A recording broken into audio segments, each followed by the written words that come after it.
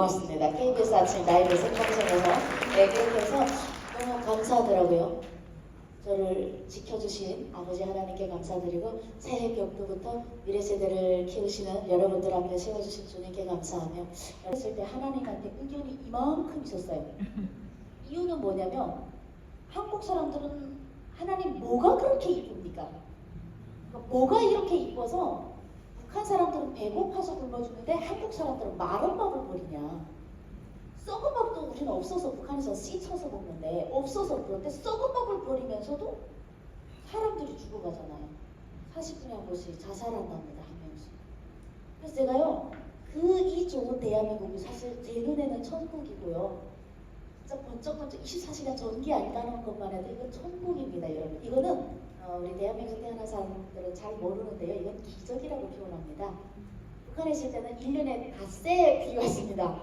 설날, 김일성 생일, 김정일 생일, 김정은 생일 이럴 때 불이 오는 거죠. 우리는 맨날 김일성 생일 세는 거예요. 이게 북한으로 비 오면 그렇게 천국 같은 이 대한민국에 와서 처음에는 눈에 보이는 것만 보이다 보니까 하나님께 의견을 부렸습니다. 하나님 왜 나를 북에서 태어나게 했습니까? 나도 남조선에서 태어나게 했으면 저 에미나이들처럼 이렇게 번쩍번쩍하게 삶을 살아갈 텐데 왜 나는 저 북한 땅에 태어나게 했습니까? 라고 많이 투덜거렸는데요. 예수 제대로 믿고 제 고백이 바뀌었습니다. 하나님 저를 북한에서 태어나게 해주셔서 감사합니다. 오늘의 내가 겪는 이 순간순간이 기적이라는 것을 북에서 태어나지 않았더라면 당연하게 생각하고 불평불만을 부렸을 테고 무엇을 잘못 생각하고 있는지를 모르고 살 뻔했습니다. 주님 저를 북에서 태어나게 해주셔서 감사하고 예수 온전히 믿게 해주셔서 감사합니다. 라는 그런 감사의 기도를 올렸습니다. 지금도 마찬가지입니다. 얼마나 감사한지 모르겠습니다. 제가 사실 여러분들 보기에는 에미나이 되게 괜찮아 보이지만 인성 뭐 사실 쓸데가 없습니다.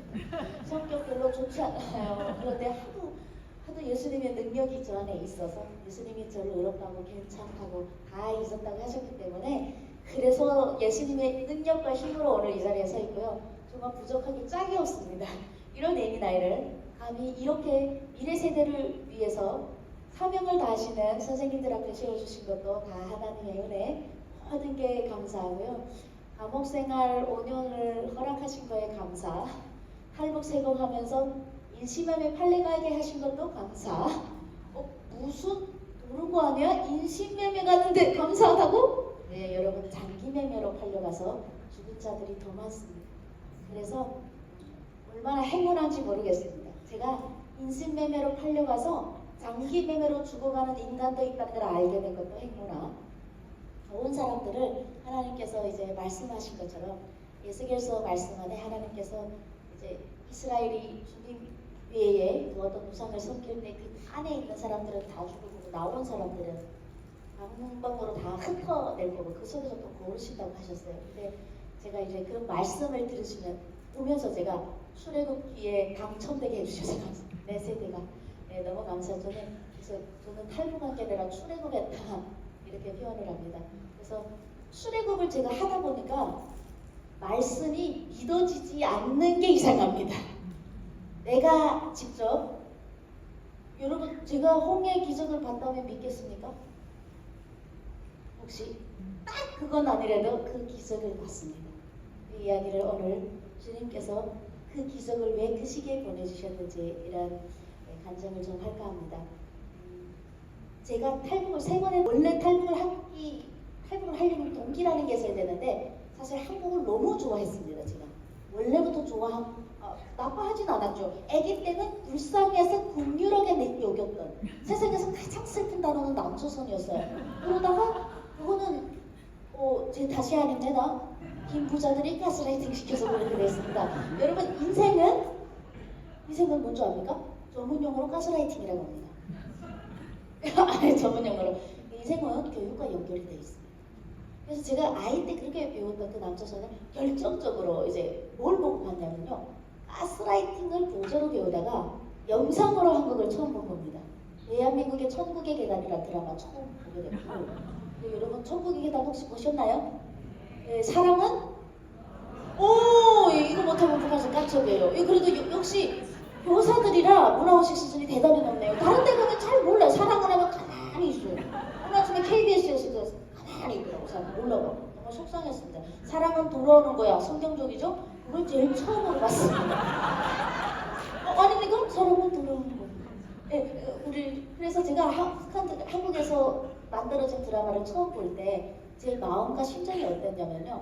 지금 여러분들이 대용당 감자를 만약에 부른다면 사용하지 않잖아요. 그래서 한국의 군 장병님들한테 가도 대용당 감자 불러주세요 이렇게 겁없이 말해요. 북한 같으면 총살이에요. 그렇게 하면 북한 노래를 부르라 그러면 한국 노래를 부르라 그러면. 근데 우리나라는 괜찮은데 북한하고 우리는 상황이 다릅니다.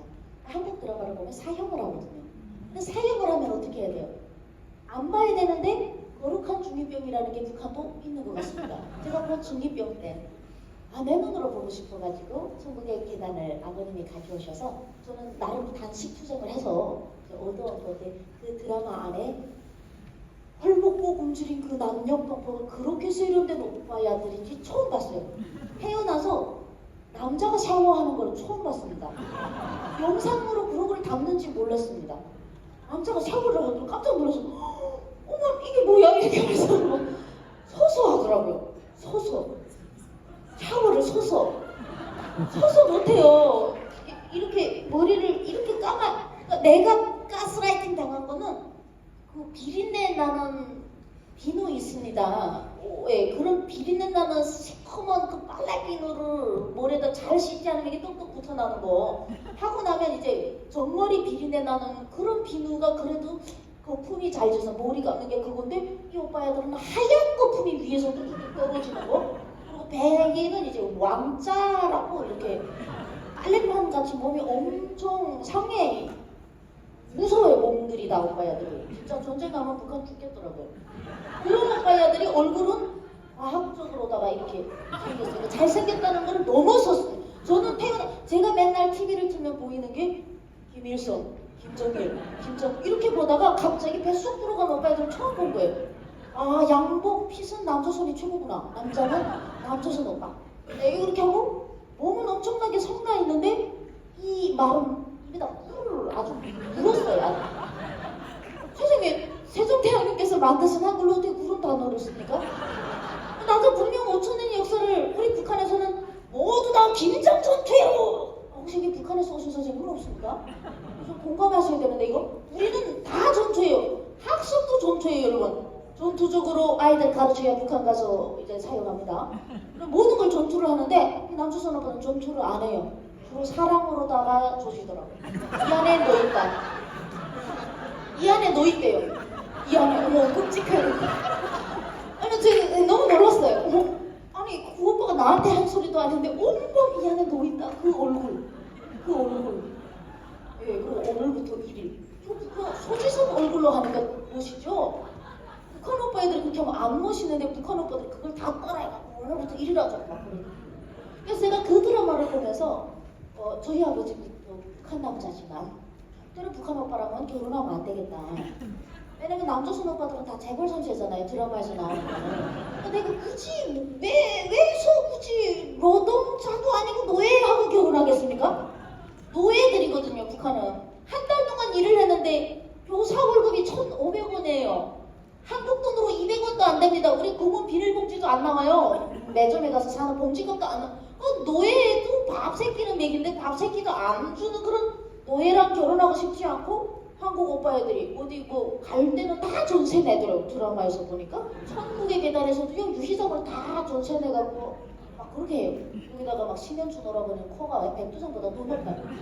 이야 이게 우리 민족이 이렇게 잘생겼구나. 미국의 식민지라고 배우거든요.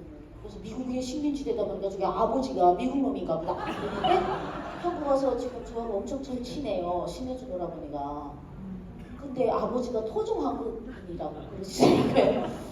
네, 그래서 그 한국 드라마에 푹 빠지다 보니까 이제 문화라는 것은요 대단한 역할을 하는 것 같습니다. 10여 년 동안 가스라이팅 당했는데 드라마 한편으로 저는 그게 교육이 됐고 저렇게 달달하고 잘생긴 오빠들이 전쟁할 이유가 없잖아요. 6.25를 이 오빠들이 했다는데 전쟁할 노래가 안 해.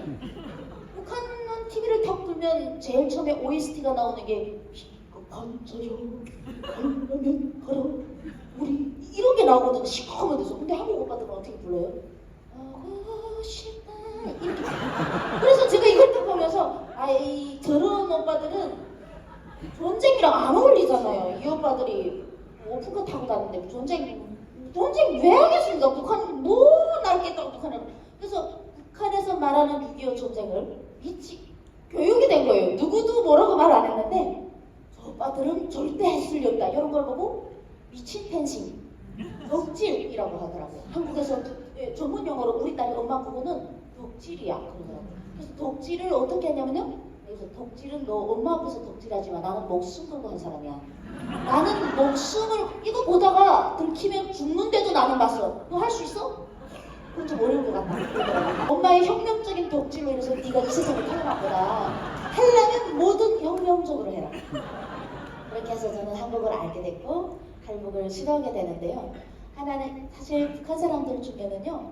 북한에 2,500만 명 중에 드라마 안 본 사람 있을 것 같습니까? 거의 없습니다.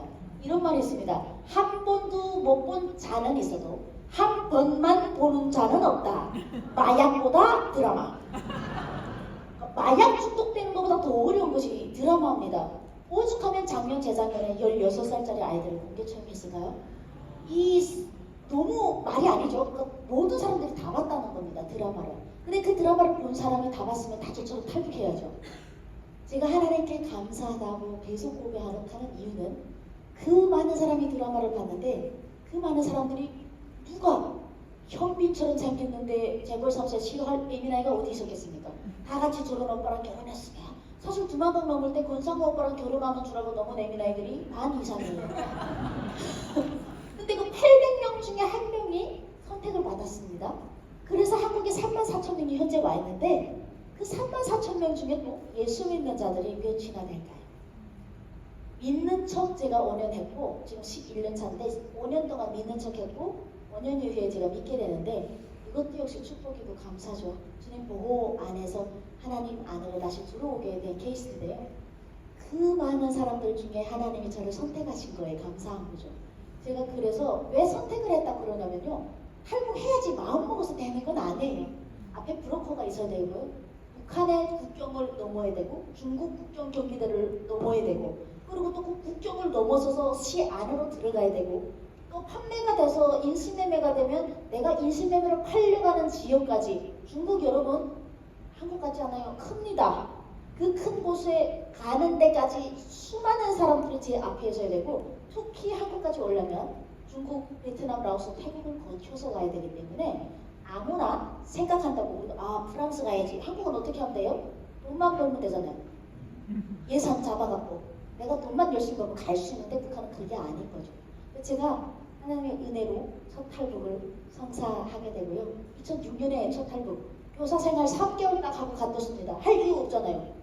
1,500원 주는데 여러분 하겠습니까? 1,500원, 200원, 쌀 1kg가 4,500원인데 1,500원을 주면 그냥 굶어 죽으라는 거 아닙니까? 근데 교사들은 시장에 나가 장사도 못해요. 왜 그러냐면 아침에 아이들은 무조건 등교합니다. 엄마 아빠는 시장에 나가 장사를 하지만 그래서 교사들이 제일 많이 굶어 죽었어요. 북한에서 고단의 인권 시기에 저도요 저희 학교에서 수많은 교사, 수학 선생님 굶어 죽는 거 봤고요. 그냥 굶어서 굶어 죽는 건데 배급을 한 번 안 주면 얼마 동안 안 주냐면 보름에 한 번씩 배급을 주는데 배급이 한 번 밀리면 보름이 밀리는데 여러분 보름을 안 먹고 살 수 있나요? 술이라도 뜯어 먹어야 되는데 이 선생님들이 직업정신이 투철하다 보니까 아이들이 나오는 걸 교육하다 보니까 수많은 사람들이 죽은 거예요.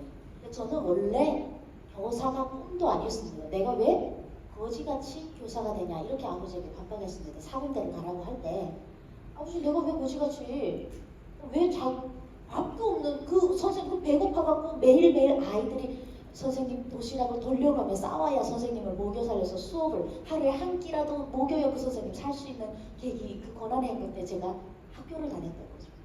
그랬지만 우리 아버님이 좀만 시간이 지나면 교사가 괜찮을 거다고 요작을 할 수 있는 직업 중에 북한에서 교사만한 게 어디 있느냐라고 해서 어쩔 수 없이 제가 교사가 됐었는데 이미 이제 맛이 간 거예요. 저는 이미 뭐 한국 오빠들한테 빠져 있어갖고 교사가 됐는데도 전혀 이제 눈에 안 들어와요.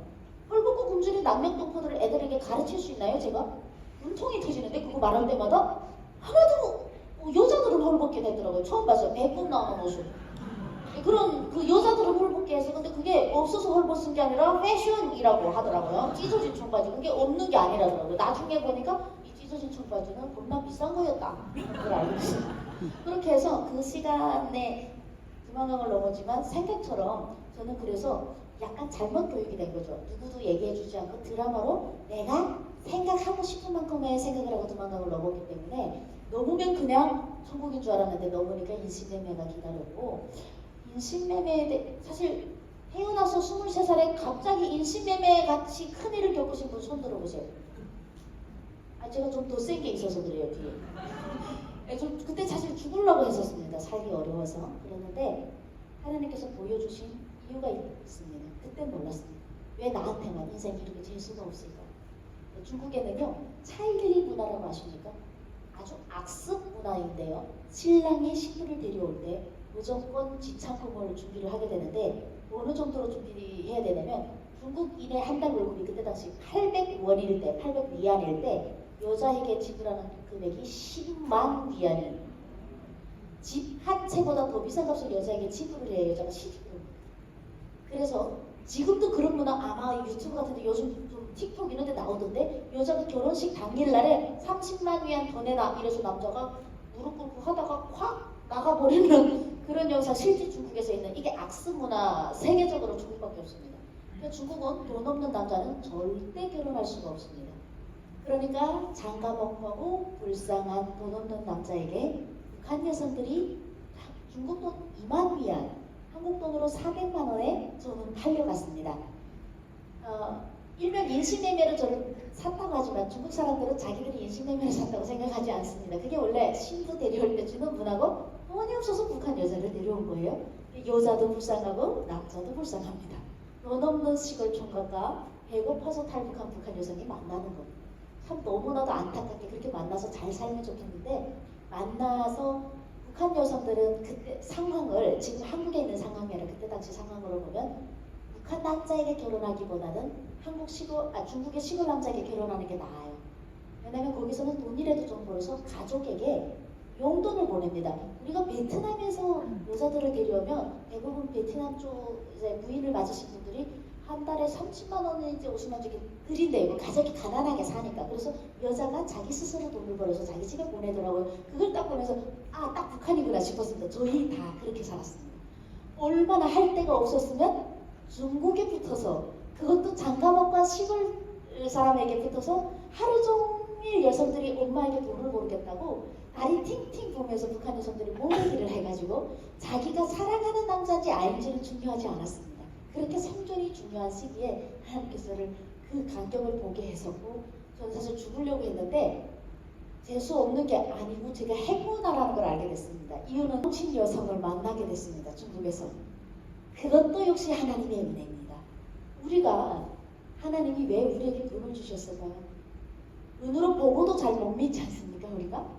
근데 저는 정말 볼 수 있는 기회를 주신 게 저는 사람이 장기 매매로 팔린다는 걸 모르고 있었는데 장기 매매 20명 여성들이 여자 남자 합해서 20명의 북한 사람들을 장기 매매하는 속에서 이 여자 자기 그 여자 증선으로는 손톱이 다 없어졌습니다. 문을 까고 막 나오느라고 피투성이가 됐는데 아프지 않대요. 너무 이제 모든 정신을 다해서 좀 탈출하는 건데 근데 그걸 중국에서 만나고 그 순간에 제가 생각이 바뀌었습니다. 내가 시골로 팔려간 것이 기가 막히고 잘못된 일이 아니라 내가 이 사람에 비하면 엄청난 행운하구나. 돈 없고 가난한 건 잘못이 아니잖아요. 가난한 집에 시집간 게 잘못도 아니고 성실한 시댁이 있었고 착한 사람들이 있었고 또 우리 제가 또 아기를 인신매매를 원하지 않았지만 또 문신인 아기도 나왔어요. 그러니까 아이도 있으면 너무 행복하다 이런 생각으로 이제 감사하면서 살아야 되겠다. 그러니까 여러분 정말 상황이 바뀌어서 우리 삶이 바뀌는 건 그렇게 바뀐다고 기도하면 안 되는 것 같습니다. 상황은 계속 세상 안에 마귀 안에서 항상 오늘도 내일도 악순환입니다. 그 안에서 감사를 찾아내는 것이 예수 그리스도의 능력인 것 같습니다. 그때는 예수님을 몰랐었지만 그런 악한 상황들을 보면서 내가 다행이구나 이렇게 생각하니까 그 상황은 그대로인데 살만하고 하늘이 너무 예쁜 거예요. 분명 똑같은 하늘이었었는데 그 잘 키워보려고 했더니 북성이 되게 돼요. 그래서 전목의 아이를 두고 첫 번째 북성을 당하는데 인신매매보다 더 지독한 인생이 있다는 걸 북성 돼서 알았죠. 교도소에 들어가니까 저를 마중 나온 것은 15구의 썩은 시체를 실은 구마차가 나왔어요. 이게 어느 정도로 심각하냐면요. 사람의 육체가 붙어있지 않습니다. 썩어서 후대기가 나오니까 육체가 붙어있는 사람이 없어요. 이쪽에서 구마차에서 구더기가 떨어지고 처음에 뭔가 했습니다. 그리고 구더기를 또 사정없이 죽는 사람이 있어요. 그걸 구워 먹어야 사니까. 왜냐면 고기가 없고 반찬이 없고 360도 영양이 없기 때문에 옥수수 30%에 옥수수 겨우 30%, 콩 1割 정도 반찬을 안 줍니다. 멀고 소금물만 주죠. 제가 그 상황을 겪으면서 여러분, 제가 감옥에서 전도받았거든요. 하나님이 저를 사랑한대요, 여러분. 제가 뱀도 잡고 사람 상처에서 나오는 부대기도 구워 먹으면서 2009년도부터 2013년도까지 옥살이를 했습니다. 근데 여러분, 누군가 중국에서 전도받은 분이 저에게 삶이야, 하나님 살아계셔. 하나님이 너를 사랑하신다. 근데 저는 진짜요, 미치지 않았나 싶었어요. 이 사람은 무슨 단어 선택 이렇게 하나 싶었어요. 그런 상황을 보면서 여러분, 사랑을 어디서 찾을 수 있나요? 제가 그랬습니다. 무슨 소리를 하냐고. 야, 사랑하면 나를 여기다 놓겠어? 나를 사랑했으면 한국에서 태어나게 했어야지. 남조선에서 태어나게 했어야지. 하루에 매일 사람이 죽어가고 생존율이 30-40%밖에 안 되는 이런 생지옥에다가 나를 놓고 어떻게 하나님이 살아계신다고 말하냐고 했습니다. 제가 정말로 막 분통이 터져가지고 제가 앞으로 내 앞에서 하나님 얘기하지 말라고. 근데 제가 하나님 없는 거 모르는 게 아니었습니다. 영관이 열려서요, 신이 있지 않고는 똑같은 5,000년의 역사를 가진 우리 민족끼리 어떻게 대한민국 사람의 생활과 북한에서 내가 하고 있는 생활이 이렇게 다를 수는 없습니다. 제가 이 대한민국 분들보다 IQ 낮긴 합니다. 그렇지만 EQ는 높아요. 악기도 만들었잖아요. 아무리 생각해도 인간의 노력하고는 전혀 다른 무엇이 있는 겁니다. 그렇지만 나를 사랑한다는 건 이해 못하겠는 거지. 나를 하나님이 미워한다라고 생각했습니다. 근데 지금은 바뀌었습니다. 하나님이 저를 어떻게 사랑하셨는지를 아는 거죠. 하나님은 저에게 진실을 보여주셨습니다. 우상 섬기지 말라고 했잖아요. 성경에. 말씀으로 볼 때는 땅 위나 물 안에 그 어떤 우상 세우지 말아라. 그것은요, 우상이 얼마나 악한지를 하나님 수준으로 알려주는데 우리 인간이 자기가 겪지 않으면 모르기 때문입니다. 그러니까 자꾸 하나님 믿는다 하면서 내 안에 다른 우상이 들어와 있는 거예요. 나라는 우상, 이성이라는 우상, 돈이라는 우상, 권력이라는 우상. 교회를 다니면서도 각자 이제 마음을 열어보면요, 내 안에 어떤 우상들이 나를 힘들게 하는지. 돈이라는 우상을 제가 한국에 와서 해봤습니다. 정말 불안하게 만들더라고요. 돈이 생겨서 집이 생기니까 맨날 대출 문자가 날아오는 그런 불안함이 생기더라고요. 이게 내가 세운 우상에 내가 망하는 겁니다. 하나님이 저를 사랑하신 방법은 성경으로 보는 여러분들도 엄청난 축복이지만 눈으로 하나님을 우리에게 고난해 준다고 생각하는 분들이 계신데요, 정말 우리 하나님 모르는 겁니다. 하나님은 고난 속에서 건지시는 분이시며 우리가 고난을 당하고 있는 것은 우리 스스로가 세운 그 우상들 때문입니다. 북한에서 우리 할아버지 할머니 세대에 동방의 예루살렘이라 했던 저 북한 땅에 십자가를 부시고 김일성 동상 현재까지 42,000개가 살 때까지 착한 크리스천들이 입을 닫거나 도망친 자들이 많았습니다. 아직도 약 20만에서 30만, 약 40만 명이 된다는 크리스천들이 있다고 합니다. 근데 정말 수많은 착한 크리스천들이 입을 닫은 그 결과였고, 그 결과로 상대는 할려가게 된 겁니다. 결국 하나님이 사랑하신 방법은 하나님의 말씀, 성경에 기록하셨던 왜 우상을 섬기지 말라고 했는지 그걸 보게 해주신 거예요. 너무 감사한 겁니다. 네, 이제 와서 제가 그걸 다 알고 나니까 내 안에 어떤 우상도 저는 바로바로 부십니다. 제 안에 우상이 여러분 한 번 부셔서 되지 않더라고요. 매일 십자가에 박아보냅니다. 제가 매일 십자가를 박아라. 매일 박아서 제 우상을 박아보냅니다. 그래야 내가 살 수 있기 때문에, 그래야 안전하기 때문에, 내가 김일성을 우상하면 김일성 족속 그 공산주의자들에게 그렇게 당할 거며, 내가 돈을 우상하면 나중에 돈의 노예가 되는 겁니다. 내가 이성을 우상하면 내가 나중에 그 이성의 우상이 돼서 그 이성에게 당하게 된다라는 걸 알게 된 거죠. 그걸 몸으로 겪게 해주신 겁니다. 왜 복이겠습니까? 그 상황에서 저를 살리셨습니까?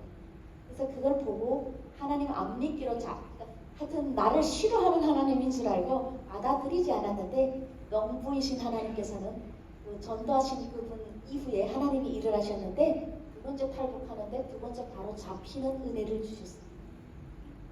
잡혔는데 은혜가 2시간 만에 잡혔어요.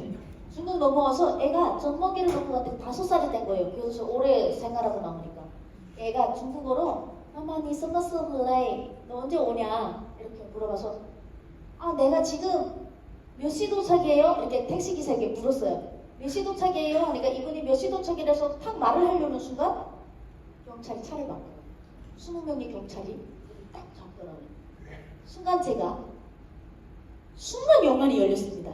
그 전까지 하나님이 나를 사랑하느냐고, 이따위로 사랑하냐고 절대 얘기하지 말라고 했는데, 딱 잡히는 순간 제가 하늘에서 풀리지 않으면 땅에서 풀리지 않는다라는 생각을 했어요. 성경을 한 번도 읽어본 적은 없는데, 내가 노력하고 내가 계획해서 되는 거 아무것도 없다는 것을 두 번째 잡히는 순간에 알게 됐습니다.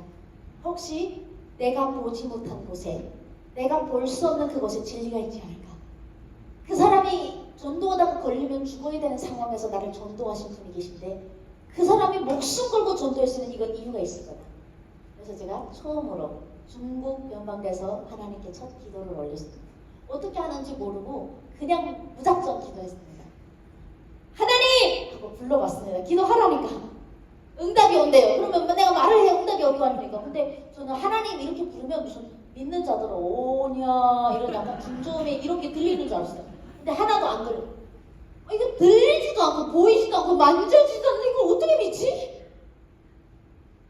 그런데 너무 방법이 없잖아요. 내가 지금 할 수 있는 돈도 없고 아무것도 없어서 다시 한번 하나님을 높이 3번을 불렀더니 보이지는 않고 만지지도 않고 들리지가 않는데 눈물이 쏟아지는 거예요. 모르겠어요. 처음으로 그렇게 정신 나간 것처럼 영혼이 다 풀려가지고 울더라고요. 제가 그러면서 목숨 살려달라는 말도 안 되는 기도는 안 하겠습니다.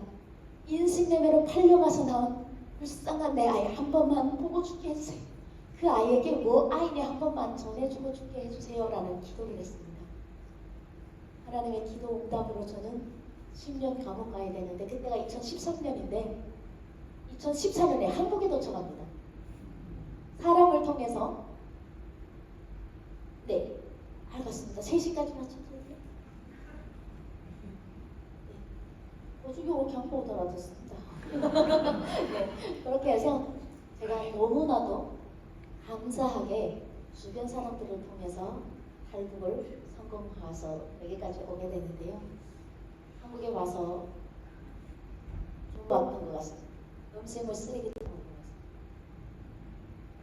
오기 전까지는 그냥 한국 사람들이 이뻐야 하는 줄 알았는데, 음식물 쓰레기통에 먹을 만한 걸 다 버리는 거예요. 근데 하나님을 경외하는 자가 적더라고요. 한국 사람들은 보니까 안 믿는 사람들은 다 자기가 하나님의 자신도라고 그러더라고요. 자신을 믿어서 자신도라고. 자기가 열심히 일해서 대한민국이 풍요로운 줄 알았어요. 북한 사람들은 여러분 일 안 하고 놀까요? 북한은 초등학생부터 모내기 합니다. 초등학생 아이부터 모내기를 하고요. 아이들이 인분을 말려서 손으로 비벼서 땅에 뿌립니다. 땅이 감동하고 하늘이 감동해서 흉년이 들어서 올해는 굶어 죽는 사람 없게 해달라고 물 넣고 빌고 막 그럽니다. 여러분 더 많은 노력을. 한국 아이들은 모내기, 우리 딸 모내기 무슨 단어인지도 몰라요. 모내기가 뭔지 몰라요. 그런데도 한국은 쌀이 넘쳐납니다. 쌀 먹지 말라며 당뇨 온다고 흰쌀만 먹지 말라고. 북한에서는 그게 최고의 소문이었는데 제가 그걸 보면서 하나님이 하신 일을 까먹을까봐, 하나님이 하신 일을 자꾸 까먹고 사는 것 같아서 그 모든 건 우리 안에 있는 잘못된 우상들 때문이다. 그래서 하나님께서 저를 살리셔서 여기까지 보내오고, 제가 또 한국 와서 5년 동안 가짜 크리스찬 역할을 했어요. 교회는 어떤 때 오냐면요, 시간이 되면 오는 거예요. 시간이 되면 주일날 반갑잖아요. 그런 크리스찬으로 살았어요. 그리고 주일날에 조리에서 반갑습니다 불러달라면 돈 줄도 없는데 가야죠. 왜? 그때는 하나님이 주님이 내 주님이 아니고 돈이 주님이었어요. 가짜 번쩍이 번쩍거리는데 속아가지고. 그래서 그렇게 5년 살아갔는데 하나님 밖에서 사는 삶이 참으로 불안하다는 걸 알았고, 이거 진리가 아니라는 걸 5년 만에 하나님 깨우치고 회개하게 해주셔서 지금은 저는 예수 없으면 못 삽니다. 어떻게 삽니까? 저는 그래서 예수 모르는 사람들 보면요 너무 궁금합니다. 어떻게 살까? 저 사람들은 이 고통 속에서, 이 매일매일 언제 터질지 모르는 이 불안함 속에서 저 사람들은 도대체 어떻게 살까? 그래서 내 삶에 예수를 믿게 해주신 예수님만이 진리라고 고백하게 저를 인도해주신 주님께 감사라는 찬양을 올려드리도록 하겠습니다. 지기 위해서 얼마나 악착스럽게 채찍하는지를 그날 영상을 통해서 로마 병사의 얼굴이 제 얼굴로 자꾸 변하는 은혜를 주셨어요. 그래서 제가 온전히 주님 앞에 무릎 꿇게 됐고, 이제는 내 뜻대로 안 하겠습니다. 주님이 해주십시오. 대출도 아버지 예수님께서 갚아주십시오. 제가 이렇게 하면서 아무것도 내 뜻대로 안 하겠고 주님 뜻대로 해달라고 예수님 기도하듯이 제가 기도를 하고 회개를 하고 이제 돌아오면서 너무 그 북한에 감옥 있을 때 천부의 의지 없어서 부르던 분들도 살아서 못 왔는데 옆에서 그냥 흥얼흥얼 콧노래 부르는 내가 이렇게 오로지 하나님의 은혜가 아니면 말할 수 없잖아요. 어떻게 영상을 보고 회개를 합니까? 그 말도 안 되는 은혜로 제가 하나님 앞에 돌아오게 돼서 너무너무 미안한 거예요. 제가 3번째 탈북을 엄청 정말 기이하게 하는데요. 하나님께서 그 3번째 탈북을 내가 살아있다는 걸 보게 하기 위해서 첫 번째, 두 번째는 제가 계획을 했지만 세 번째는 하나님이 계획하십니다. 그냥 무작정 산에 올라서 무작정 뱀골을 걸으면서 목사가 그렇게 많다는 데서 뱀한테 물렸는데도 사도 바울입니다. 아주 그냥 안 죽었어요. 목사랍니다. 그 목사라서 사람이 못 들어가게 철창에 쳐있는데 간밤이니까 모르고 3일을 거기서 돌았어요. 3일을 돌다가 제가 떨어진 곳이 국경경비대, 중국 국경경비대 앞에서 잠자고 있었어요. 나 잡아가라고. 그런데 하나님께서 살리셨어요. 앞에서 국경경비대 저를 뻔히 보면서 지나가더라고요. 그때는 행운한 줄 알았는데 내가 예수 믿고 5년이 지나서 알았잖아요. 하나님께서 다니엘처럼 나를 물속에서 싸잡으려서 살리셨구나. 그것을 보라고 나를 그러라고 하나님께서 3일 동안 걸어서 병당대 앞에 앉혀놓고도 눈동자같이 보호하셔서 정말 그때 제가 두 번째 기도하고 그런 일이 일어난 겁니다. 하나님 애 얼굴 한번 보게 해달라고. 다른 것도 없어. 충성하겠다 말도 없었어요. 그냥 주님께 의탁하는 모습이 너무 이쁘셔서 기다리셨다가 하나님께서 기도 응답을 바로 주신 겁니다. 그거를 5년이 지나서 알았습니다. 하나님이 하신 일을 운이 좋은 줄 알았는데 운이 좋은 것이 아니었어요. 그래서 제가 그때 다시 성경을 읽으면서 왕왕 울었습니다. 내가 그 구약시대에 살았구나. 하나님이 그렇게 나를 보호하셨고 흩어진 민족 가운데서 나를 세우셨고 오늘은 하나님께서 나를 통해서 내 고향 땅으로 가게 해 이스라엘을 보낸다고 하셨잖아요. 그리고 그 가증한 것들을 내가 부지게 하십니다. 요즘에는 꿈을 꾸면 김일성 동상을 제가 계속 까부시는 꿈을 꿔요. 여태까지 그런 꿈을 안 꿨는데, 그래서 제가 하나님께 주님, 제가 지금 딸이 둘인데 아들을 낳게 해주시면 내가 그 동상을 내가 부시고 우리 아들이 거기다 교회를 지게 해달라고 아직 생기지도 않았는데 그렇게 기도를 7개월째 하고 있어요. 그런데 대한민국이 지금 너무 어려워지고 있지 않습니까? 잠도 안 진짜 어제 제가 홍콩에서 들어오면서 잠이 안 와서 온몸 기도를 했습니다. 4시간 동안 기도를 하는데 눈물이 멈추지를 않는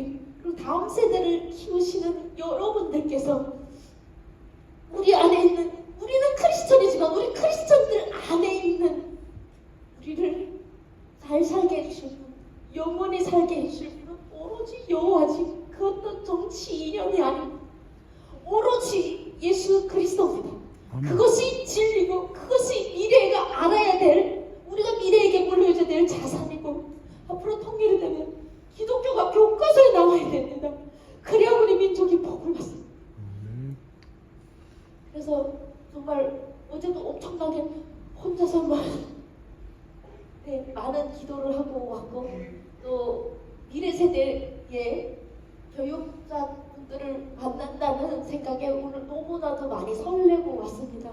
하나님께서 많은 은혜를 주셔서 오늘 또 이 자리까지 어제 사실 한잠을 못 잤습니다. 생방송이 라이브로 15분 동안 강의를 해야 되는데 KBS 생방송이라 괜히 그래서 잠을 못 자고 간증을 하고 찬양을 하고 올려니까 기도가 필요했습니다. 왜냐면 생방송은 못 끊거든요. 그래서 간증하려고 마음 먹고 간증을 했습니다. 기도하고 기도 응답 받았다는 이야기를 하고 이제 찬양을 혼자 듣지 않을 거예요 라는 찬양을 했습니다. 원래 위로를 해줄 수 있는 선물 같은 노래를 해주겠다 하고 제일 좋은 찬양을 올려드렸는데요. 이 시간에 그 찬양 하나 더 해드리고 그리고 시간 모아서 여러분 앵콜 한번 하나 더 해주시면 네, 지금 살고 있는 시흥에서 열립니다. 이제 얼마 안 됐는데 그냥 질렀습니다. 잘 치는 사람 없어도 상관없다.